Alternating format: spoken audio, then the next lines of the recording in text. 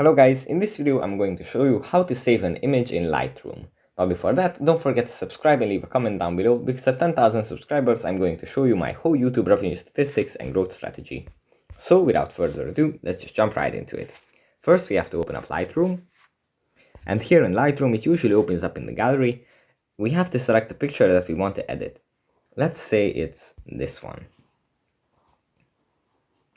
After tapping on the picture and after it loads, we can start the editing process however we like.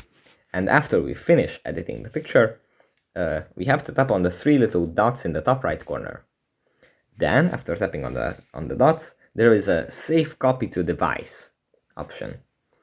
If we tap on this, then the image is going to be saved to our gallery, and then we are going to be notified that the process is finished.